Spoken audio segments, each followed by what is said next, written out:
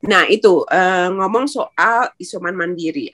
Awalnya memang saya di hotel dari hari pertama. Karena saya mau pindah-pindah, makanya saya tidak ngambil apartemen. Lalu saya dikasih tahu di hotel tersebut itu dipakai isolasi mandiri. Jadi ada satu perusahaan mungkin mengisolasi employee-nya itu di hotel tertentu itu.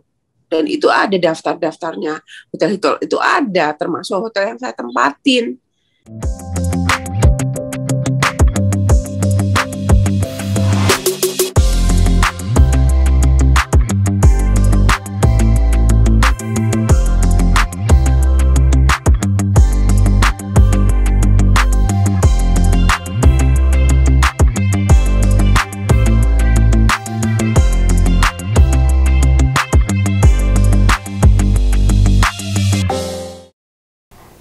Halo kalian semuanya, senang bisa ada lagi di video terbaru kali ini, dan yang akan cicat dengan Mariska adalah Mbak Cantik yang saat ini ada di Indonesia, yang tidak tahu tadinya mau rencananya mau liburan, mau mengunjungi keluarga karena sudah lama tidak ke Indonesia, sudah lama tidak ke Indonesia, tapi akhirnya harus melewati PPKM di Indonesia. Dan kita akan cicat dengan Mbak Ani seperti apa kondisi di Jakarta dan di Jawa saat ini, dan mudah-mudahan kita bisa share ke teman-teman semuanya, kepada kalian semuanya guys ya.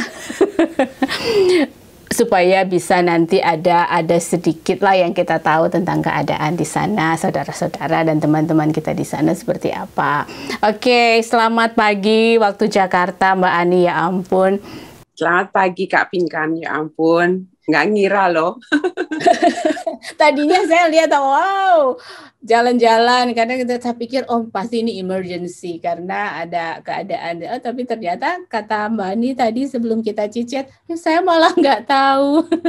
Itu gimana ceritanya? Iya, jadi ceritanya gini, memang ada karantina 5 hari di awal itu saya sudah tahu, ya. Memang sudah 3 tahun tidak pulang, yang biasa tiap tahun pulang, karena kan saya juga ada bisnis di Tacoma dari Indonesia batik, jadi kan saya harus ekspor lagi gitu loh. Saya pikir pulang agak lama sampai Agustus tanggal 3. Tahu kan ada model terbaru, mungkin kain yang baru ya kan? Iya betul. Terus PPKM ini mulainya mendadak, jadi tidak dikasih tahu dari awal gitu loh.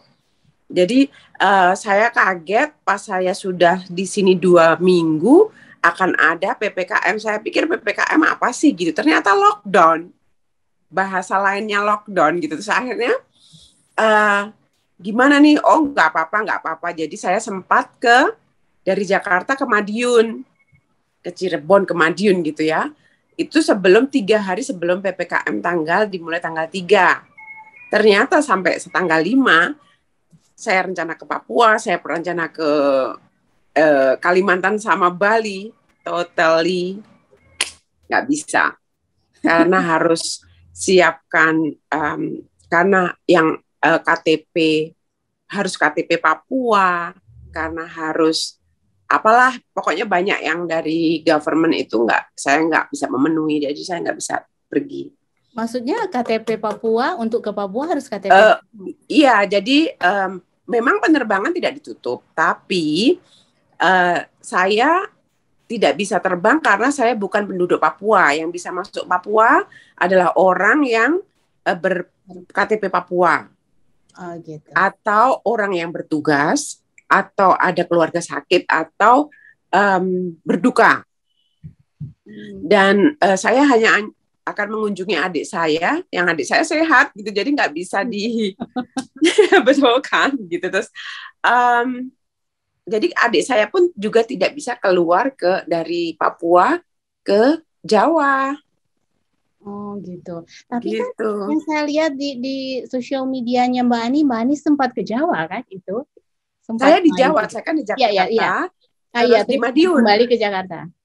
Belum, kembalinya ke Jakarta baru kemarin itu karena saya udah capek di Madiun, masa saya mau ngapain? Saya di Madiun itu hanya mengunjungi keluarga, dan ternyata sampai sana kan ada 5 keluarga yang saya kunjungin dan selesai, dan saya nggak bisa kemana-mana, nggak ada yang buka, nggak ada ini, saya cuma tinggal di hotel, kan bosen 12 hari, akhirnya nekat ke Jakarta naik tren, karena kalau naik naik darat itu takut di penyekatan di mana-mana. Naik pesawat saya harus pakai, karena saya bawa keponakan yang 12 tahun, itu ada maskapai penerbangan yang tidak mau menerima anak yang tidak di bawah 12 tahun. Dan harus vaksin. Untungnya saya kan udah vaksin, tapi kan keponakan saya belum vaksin. Iya. Jadi lewat kereta, pakai kereta. Lewat kereta itu nggak ada pemeriksaan atau gimana? Di kereta itu saya diminta vaksin, surat vaksin, ID, sama tes COVID negatif. Itu tesnya di sebelum naik kereta atau? Sebelum naik kereta, 1 hari sebelum. Kalau 1 jam sehari. Pokoknya saya berangkat tanggal 13 kemarin, sampai dilihat antigennya, pakai antigen. Okay. Ya, bukan PCR. Kalau lewat flight harus 2 hari sebelum keberangkatan. Nah, itu jadi gimana dong, kacau balau? Kacau balau. Itu saya antisipasinya gimana? Saya nganggur, saya tidak bisa melihat prospek untuk bisnis gimana. Jadi saya cuma tinggal di hotel. Akhirnya seminggu sebelum, saya nggak bisa ketemu saudara-saudara saya yang di Jakarta gitu. Akhirnya saya tes lagi, saya negatif, saya di rumahnya kakak. Karena kalau nggak begitu tidak, meskipun dengan kakak kan pagi kerja, jadi saya nggak pakai masker. Tapi kalau sudah kakak pulang kerja, pakai masker. Kadang-kadang saya cuma di kamar aja gitu. Ini juga baru sehari di sini di rumah kakak. Bisnisnya gimana jadinya, harus mencari tahu itu apa-apa by phone atau untuk bagaimana Kak? Untuk bisnisnya, untuk mengecek kainnya, kan kata harus ada yang diekspor. Jadi saya memutuskan pulang cepat. Jadi planning saya kan tanggal Agustus tanggal 3. Jadi saya maju ke 24 Juli dan penerbangan penuh. Awalnya saya maju ke 13, tapi tanggal 13 itu penuh. Setelahnya penuh sampai tanggal 24 Juli saya ada 1 slot. Akhirnya saya ambil itu. Itu pun saya pindahnya udah dari 1 Juli loh. Oh my God. Penerbangan penuh. Jadi gini, kalau baca tuh di berita-berita tuh kayaknya mencekam banget di Jakarta. Itu kalau Mbak Ani tuh melihatnya seperti apa kalau bisa kasih gambaran? Betul, memang betul. Teman-teman SMA saya banyak yang meninggal, teman-teman SMP, teman-teman SD, tetangga-tetangga, itu tidak 1, 2, 3, memang banyak banget. Memang kebanyakan di Jakarta atau sebagian di Jawa. Di Jawa, kalau SMA saya di Jawa, Jawa. Sedangkan di sini kan di Jakarta kan banyak masjid ya Kak ya. Jadi setiap pagi itu kadang-kadang ada announce gitu bilang ada yang meninggal, itu kayak setiap hari, setiap jam gitu loh. Kalau mungkin di kompleknya kakakku ini mungkin ya rada enggak ini ya, di komplek adik saya. Kakaknya Mbak Ani di mana tuh di Jakarta? Di Halim. Di komplek AU ya. Kalau adik saya kan di daerah Pondok Gede, itu hampir tiap jam depan rumahnya dia, tetangga ini, RT ini, itu memang mencekam, Mbak. Makanya kita sesama keluarga aja, saya sama kakak saya benar-benar pakai masker gitu, karena kakak saya kerja keluar, keponakan saya pakai masker, setiap hari pakai masker di rumah. Ya, ini baru sehari saya di sini. Ada teman saya di Jakarta tuh sekeluarga loh, Mbak. Jadi mereka isolasi mandiri. Nah itu ngomong soal isoman mandiri. Awalnya memang saya di hotel dari hari pertama. Karena saya mau pindah-pindah, makanya saya tidak ngambil apartemen. Lalu saya dikasih tahu di hotel tersebut itu dipakai isolasi mandiri. Jadi ada satu perusahaan mungkin mengisolasi employee-nya itu di hotel tertentu itu. Dan itu ada daftar-daftarnya. Hotel itu ada, termasuk hotel yang saya tempatin. Saya langsung, tapi kan nggak di-announce ke semua orang gitu loh, Kak. Jadi saya pas dikasih tahu, saya bawa ponakan saya pakai jaket waktu itu. Terus ada orang tuh langsung masuk lift tuh bilang gini, Masnya OTG ya gitu. Apa maksudnya Pak? Dari perusahaan ini ya gitu. Bukan. Oh maaf, saya pikir dari perusahaan ini. Saya bilangin aja ya, di sini ada 26 isoman, hati-hati, pakai masker, hati-hati. Jadi saya takut, makanya saya mending di rumah kakak saya, lebih aman, pakai maskernya malam hari aja. Kan kita nggak saling kenal kan, Mbak. Jadi kita nggak. Betul. Untungnya Bapak itu ngasih tahu gitu, karena Bapak itu kaget karena ponakan saya pakai jaket, dipikir orang sakit gitu loh. Oke, ya ampun. Ya, iya, bener-bener kok mencekam. Oh ya, jadi saya pikir kan cuma lihat itu kan nggak menyaksikan langsung ya. Iya, betul. Mencekam beneran. Teman saya juga buka sampai membantu buka ngirimin mereka kumpulin bahan makanan, diantar ke rumah yang isolasi mandiri kan mereka nggak bisa keluar, kasihan. Betul. Jadi sekarang memang saling bahu-membahu. Yang dari informasi dari adik saya itu ya, kalau ada informasi ada ibu ini apa bapak ini yang diisolasi, terus misalkan anaknya negatif, langsung ada orang lain yang ambil, tetangga yang ambil. Terus dari RT itu, satu RT itu kasih makan tiap hari ke orang-orang itu, karena saudaranya kan juga jauh ya. Jadi kayak adik saya jatah ngasih hari ini, besoknya siapa lagi gitu. Jadi tergantung dengan lingkungan tersebut bagaimana kerukunan itu loh, Kak. Terus katanya rumah sakit memang benar-benar penuh. Teman saya juga suaminya kena. Itu setelah berminggu-minggu nyari tempat di rumah sakit tuh baru dapat. Teman saya, tapi sekarang katanya sudah sehat. Oh, alhamdulillah, karena gini. Tapi yang ada yang sampai ada teman yang dari Washington juga. Oh ya. Ibunya meninggal karena positif, tapi saya nggak mau ini ya sebut nama ya. Dan itu nyari rumah sakit, setelah ke rumah sakit ke-7, itu pun nunggu di parkiran 5 jam. Maksudnya 7 rumah sakit. 7 rumah sakit. Dan yang rumah sakit terakhir itu mau terima, tapi tunggu sampai 5 jam di parkiran. Ya, itu satu rumah kena semua. Akhirnya ibunya meninggal, tapi adiknya sembuh. Adiknya, suaminya, ponakannya. Tapi sempat dirawat di rumah sakit. Yang adiknya enggak. Jadi itu hanya ibunya. Itu nganter ibunya itu keadaan positif, keadaan sakit adiknya itu. Jadi kira-kira jumlah keseluruhan itu berapa banyak teman yang meninggal? Ya ampun, saya turut betul Kak, betul Kak. Saya takut sebenarnya melihat berita. Saya nggak nonton berita itu dari Day One.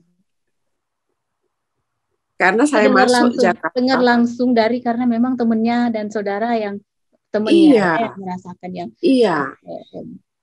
Iya. Jadi tapi memang fakta yang saya dengar sih, biasanya yang meninggal itu memang sudah punya penyakit bawaan.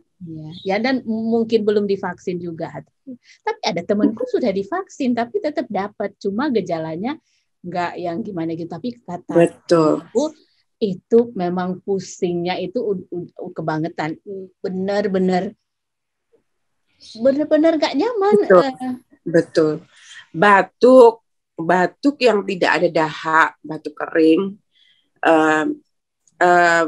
Ini saya hanya katanya ya, bukan berarti betul lah gitu ya. Katanya kalau COVID itu panas dingin, batuk tidak berdahak, dan tidak pilek. Justru langsung ke dada aja sesak gitu. Gitu. Panas dingin terus sesak. Jadi akhirnya yang tadinya mau lama jadi akhirnya mau gimana sih? Itu Mbak Ani ke Indonesia sendiri atau bawa sendiri atau ya, saya sendiri karena suaminya, ya ampun. Tiap hari cuma telepon, cepat pulang. Kalau ada maskapai lain suruh pindah maskapai lain. Karena nggak ada maskapai lain ya sudah mau nggak mau ikut ini aja, tapi sudah pindah ke tanggal 24 Juli. Itu pun udah bersyukur, Kak. Iya. Mudah-mudahan jangan sakit. Jaga kesehatan. Iya, betul. Iya, itu katanya cuma berpapasan doang. Bisa kena, ya ampun, satu ruangan kena. Iya. Makanya itu saya ngeri sekali, makanya waktu pulang, saya sempat stres, Kak, waktu pulang dari Jawa ke Jakarta 2 hari yang lalu kan, makanya Kak nanti mundur dulu saya mau isolasi.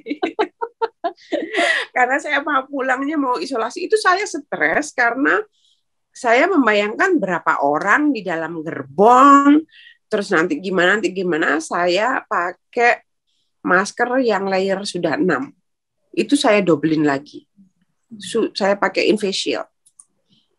Saking stresnya. Ponakan saya. Stresnya itu karena memang Mbak Ani mendengar bahwa ada begitu banyak teman-teman yang meninggal. Teman-teman dan seusia saya, terus sakit, kelihatan nggak sakit gitu loh.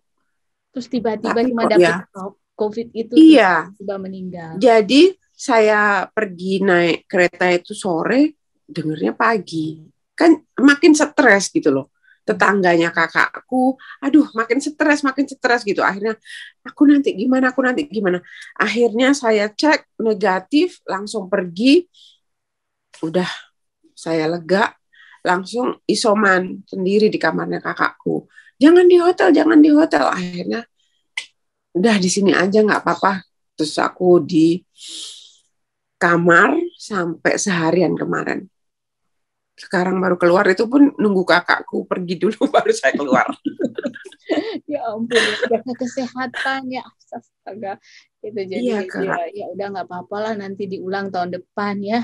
Tahun depan, insya Allah. Mudah-mudahan udah menurun ya Kak ya. Iya. Karena ini malah kita jadi nomor 1 katanya, di Indonesia jadi nomor 1. Iya betul. Saya jadi nggak nyangka, padahal kan kemarin kan nggak begitu gimana.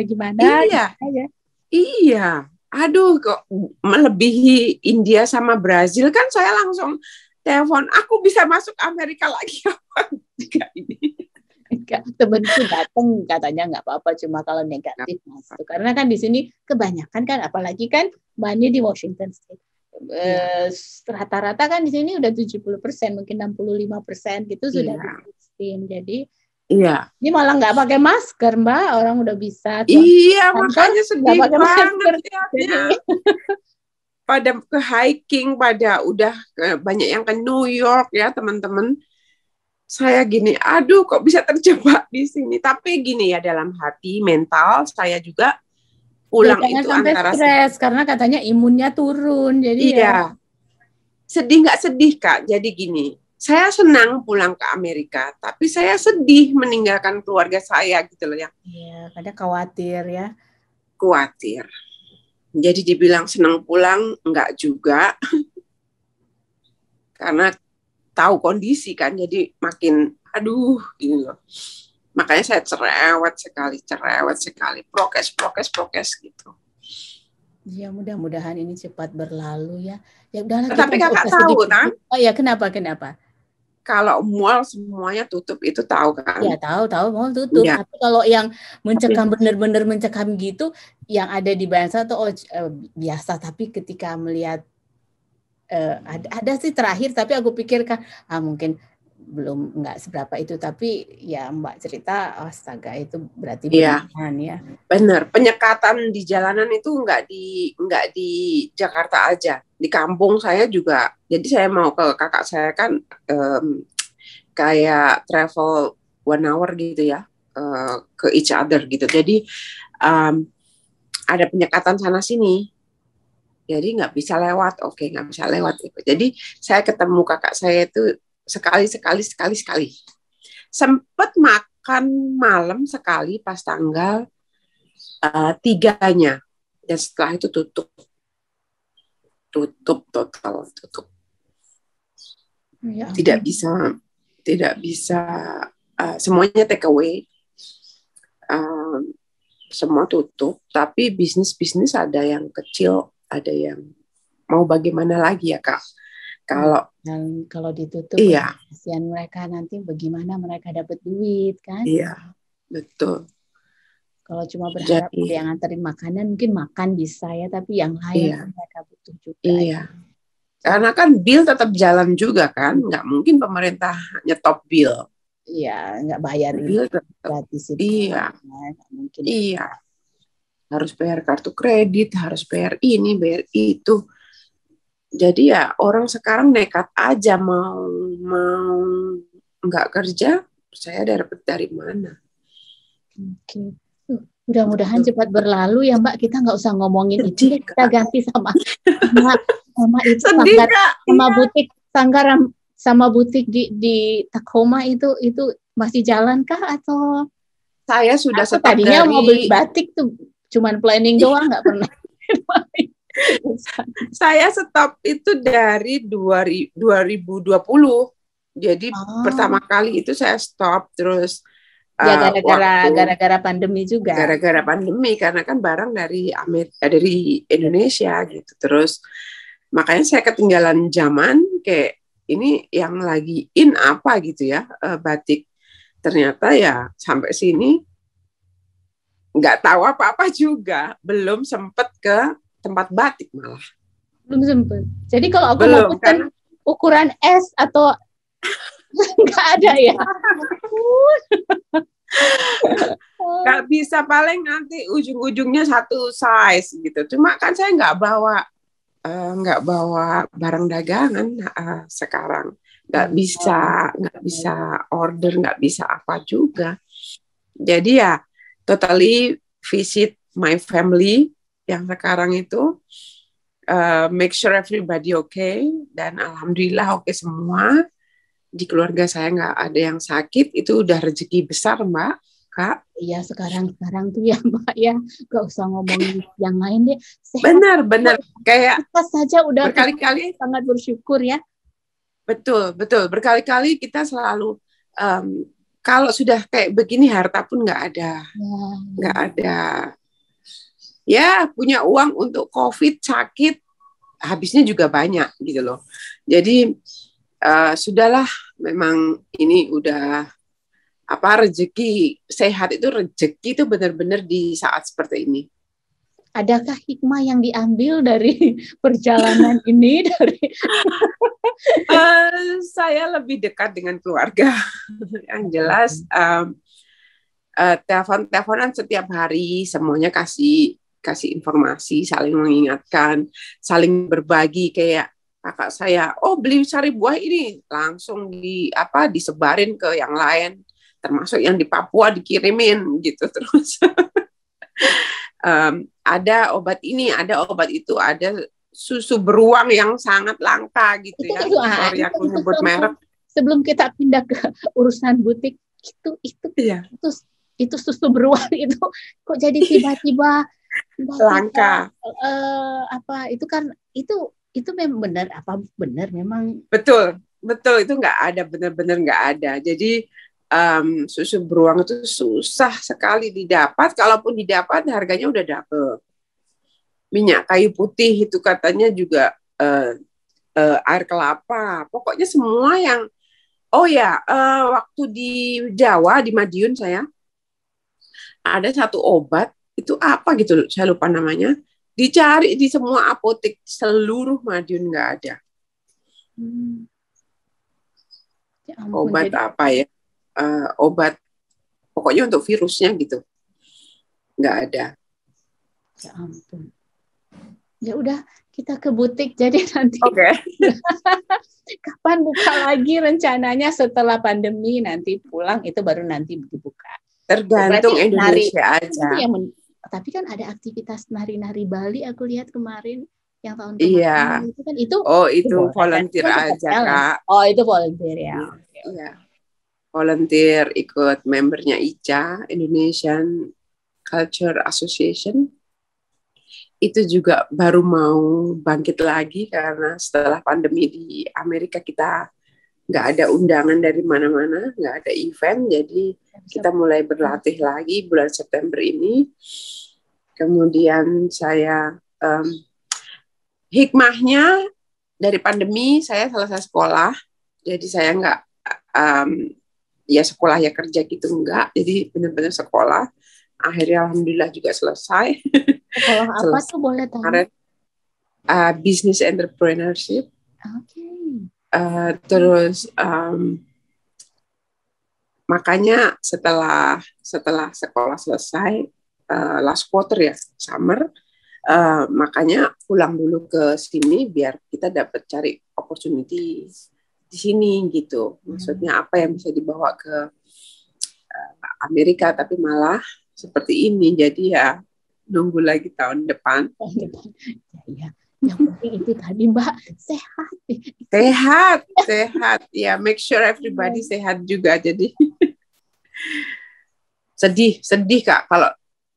Kalau di sini benar-benar saya ngerasain stres itu, sedihnya itu nanti gimana kalau sampai kena gimana, nanti kalau sampai kena gimana gitu. Dan akhirnya saya sempat flu, tapi flu biasa, flu karena perbedaan cuaca, dan saya sembuh 3 hari.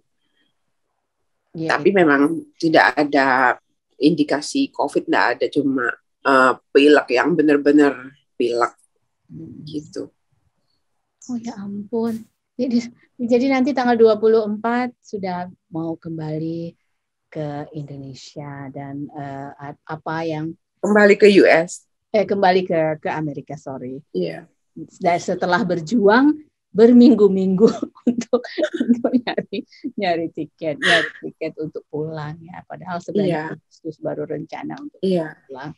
Tapi ya udahlah, itu pelajaran paling penting, dan saya juga senang karena kata Mbak Ani, keluarga semua teman semua tidak ada yang kena, tapi teman-teman ya sekaligus jadi sedih juga karena kata Mbak Ani teman-temannya itu bukan cuma 1, 2, 3 orang, tapi mungkin puluhan yang meninggal banyak banget.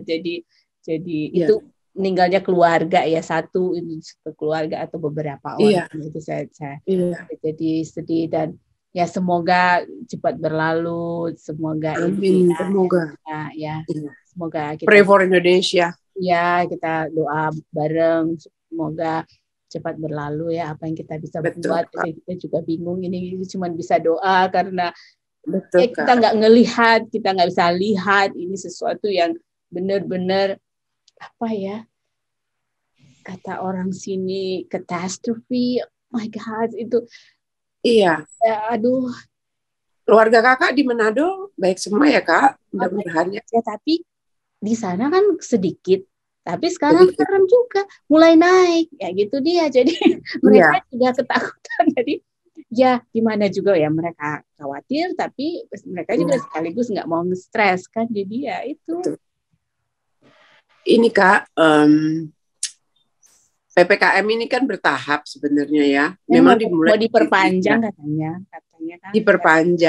Diperpanjang sampai 6 minggu. Jadi awalnya itu 3 itu Jawa Bali kan. Terus luar Jawa termasuk Manado mungkin ya.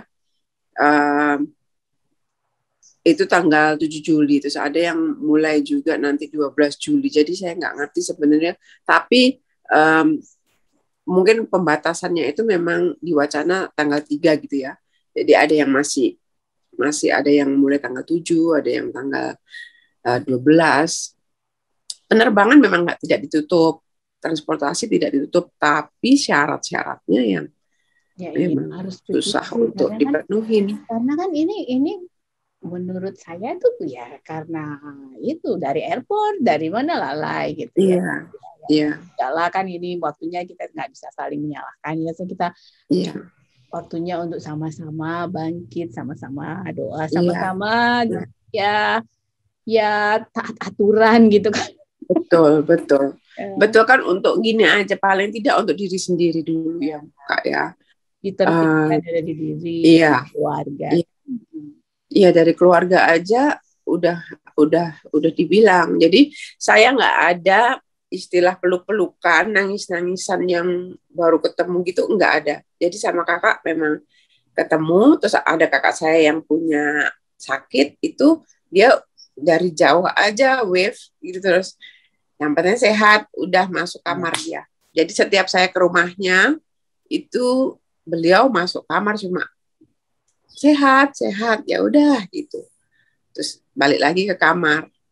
Jadi memang harus saling mengerti, itu udah kayaknya sih udah jadi tradisinya kita gitu. Jadi ya udahlah, saling ngerti lah gitu. Oke. Ya ampun, aduh terima kasih banyak Mbak Ani ya. Semoga hati-hati ya. Hati-hati jaga kesehatan. Doanya Kak. Ya. Kita saling doa ya. Oke, terima kasih atas waktunya. Terima kasih Kak. Ya, salam buat keluarga ya, jaga kesehatan semuanya. Ya, baik Kak. Bye. Bye Kak. Sampai ketemu di Washington. Ya kita ketemu di sini. Oke. Bye. Oke, kalian semuanya, itu dia tadi Cicit Mariska dengan Ani Ismonomo, dan seperti biasa di akhir video ada tips dari Marty Alliance. Ini dia. Hello and welcome back to another tip from Marty. In today's episode, we heard about really someone who's struggling with friends that are dying from this coronavirus.